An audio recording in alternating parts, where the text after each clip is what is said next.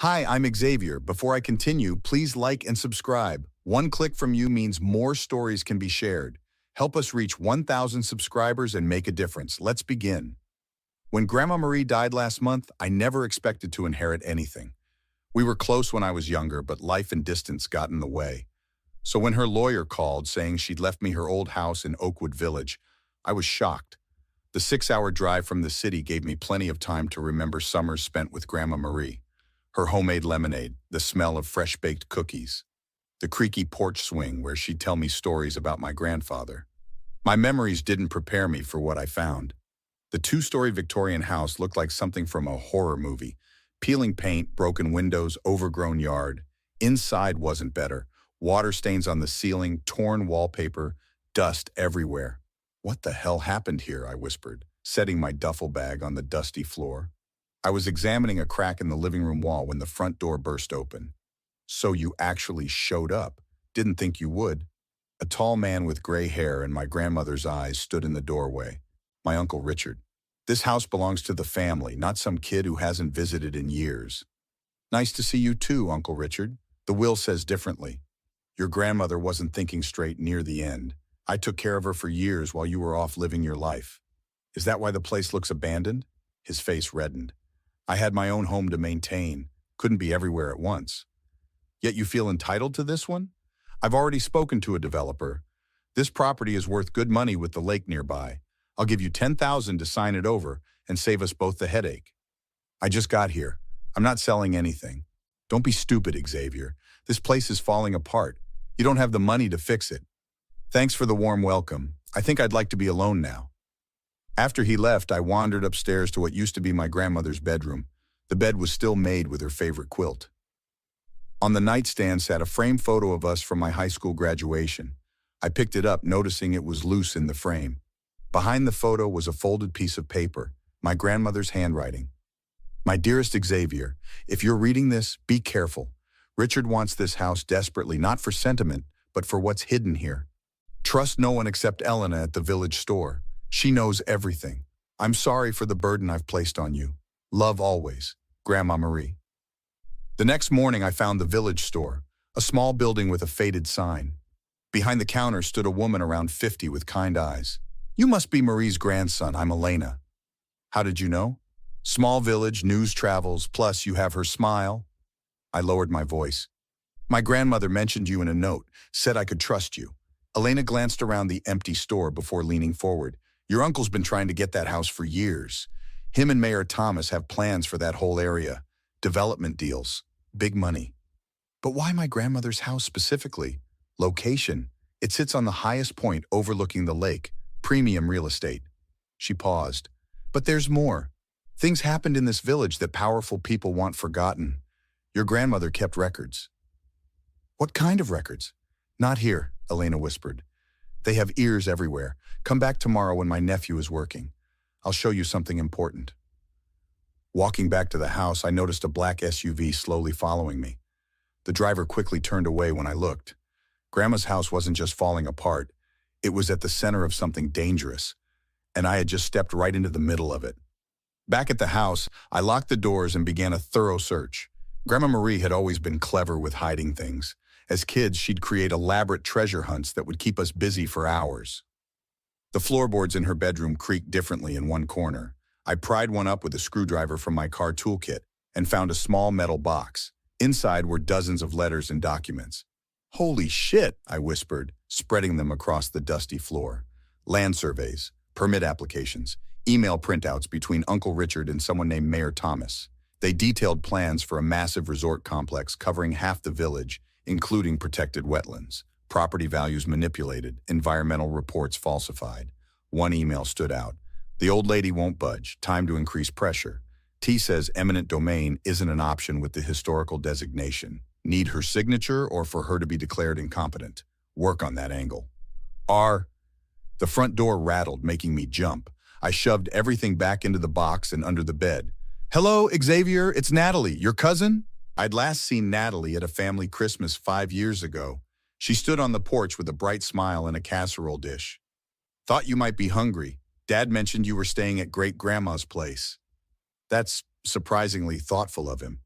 Oh, you know how he is, all bark. She pushed past me into the house. Wow, this place needs serious work, but I bet it could be gorgeous again. You think so? Absolutely. I studied interior design, remember? I could help you figure out where to start.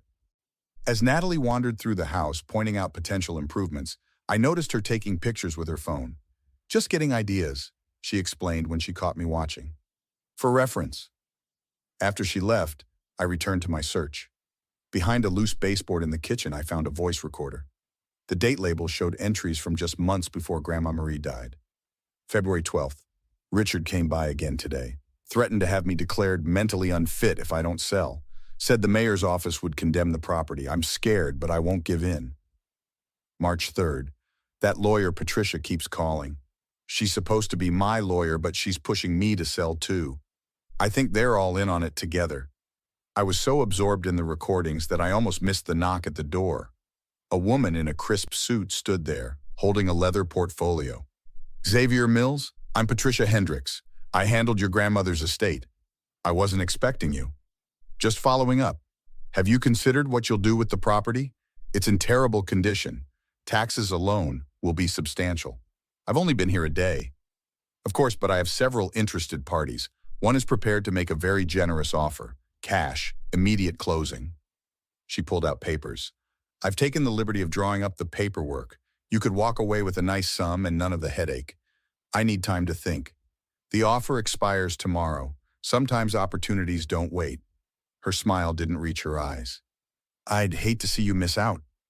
After she left, my phone buzzed with a text from an unknown number. Meet me behind the store at 8. Bring what you found. Elena. Looking out the window, I noticed Natalie's car parked down the street, and a man in a suit watching the house from across the road. Whatever my grandmother had hidden here, people were getting desperate to keep it buried. I slipped out the back door at 7:45, documents stuffed inside my jacket. The village was quiet as I made my way to the store, constantly checking over my shoulder. Elena was waiting behind her shop, next to stacked produce crates. You weren't followed? Don't think so. What's going on, Elena? Why is everyone so desperate for my grandmother's house? She pulled me farther into the shadows. It's not just the house. It's what your grandmother knew. Those development plans would destroy protected wetlands. Marie had proof that Mayor Thomas took bribes, that your Uncle Richard falsified environmental studies. What should I do? Go to the police? Local cops are in Thomas's pocket. We need bigger fish, state investigators. But we need more evidence, right? More than just some old emails and recordings? Elena nodded. We need them to incriminate themselves, on record. I laid out my plan. Call Uncle Richard, pretend I changed my mind about selling, invite all parties to discuss terms. They'll be suspicious, Elena warned. That's why I'll set the meeting for 3 days from now. Give them time to believe I've caved under pressure. The next morning, I called Uncle Richard. I've been thinking about your offer. Finally seeing reason? This place is a money pit, but $10,000 is insulting. I want a fair price. What's fair to you? Let's discuss it. Bring your developer friend, that lawyer, whoever else is involved. Let's get this done. Fine, Friday, 3 o'clock. Elena helped me find small recording devices. We planted them throughout the house, under the coffee table, behind picture frames, and light fixtures. We need to be careful, Elena said, testing a microphone. These people have a lot to lose. So did my grandmother. 2 days later, I was downloading an app that would let me control the recordings remotely when someone knocked. Natalie stood there, face unusually serious. Can I come in? I need to talk to you. She paced the living room nervously. Dad told me you're selling. Thinking about it. Don't. At least not to them. She lowered her voice. I've been helping my dad because, well, he's my dad. But what they're planning is wrong. Why the sudden conscience? I saw the plans. They're going to drain the wetlands, destroy half the wildlife preserve. It's protected land, Xavier. They've bribed officials, falsified reports. Her concern seemed genuine, but something felt off. If you know all this, why not report it? Against my own father? Would you? While I fixed us drinks in the kitchen, I glanced back to see Natalie scanning the room, eyes lingering on a picture frame where I'd hidden a microphone. Looking for something? She jumped. Just admiring Grandma's photos. Later, after claiming she needed to use the bathroom, I heard floorboards creaking in my grandmother's bedroom. I quietly followed and found Natalie frantically searching through drawers. Lose something? She spun around, clutching the metal box I'd found earlier, now empty because I'd moved the documents. Where are they? The papers Marie kept? So that's why you came, not to warn me, to destroy evidence. You don't understand what you're messing with, Xavier. These are powerful people. They'll crush you. Like they crushed my grandmother? Natalie's expression hardened. You're making a mistake, and you're trespassing. Get out. After she left, I called Elena. Natalie just tried to find the documents. They're getting desperate. Good. Desperate people make mistakes. Everything set for tomorrow? Almost. One more thing to do. I drove to the next town over and mailed copies of everything to a state environmental inspector Elena knew. Insurance in case our trap didn't work. Friday arrived with storm clouds gathering, perfect for my trap. My laptop connected to all recording devices as the doorbell rang. Uncle Richard entered first, then Mayor Thomas with his fake smile, followed by Patricia and Natalie, who avoided eye contact. Let's talk business. Uncle Richard settled onto the sofa. Decided on our offer? First, why is this property so valuable to you? Mayor Thomas straightened his tie. Community development. This area is designated for revitalization. Strange. County records show no such designation. Paperwork's being processed, Patricia interjected. Property values will skyrocket once development begins. And the wetlands protection? The environmental studies? Uncle Richard stiffened. What has Elena been telling you? Enough to know what you did to my grandmother. Your grandmother couldn't recognize progress, Mayor Thomas snapped. Progress or profit? How much were those kickbacks worth? Silence filled the room. Making accusations without proof is dangerous, Uncle Richard warned. Like threatening an elderly woman, trying to have her declared incompetent. We simply tried making Marie understand the situation, Patricia said, by watching her house, cutting her phone line when she contacted authorities. Natalie shifted. Dad, maybe we should leave. Nobody's leaving. I pulled out my phone. Not until the investigators arrive. What investigators? Uncle Richard demanded. The ones I contacted with copies of everything. Your emails, the falsified reports, the bribes. You're bluffing, Mayor Thomas scoffed. I tapped my phone. Their voices filled the room, our entire conversation. Insurance, I explained as car doors slammed outside. Uncle Richard lunged toward me. I wouldn't, not with everything already sent to authorities.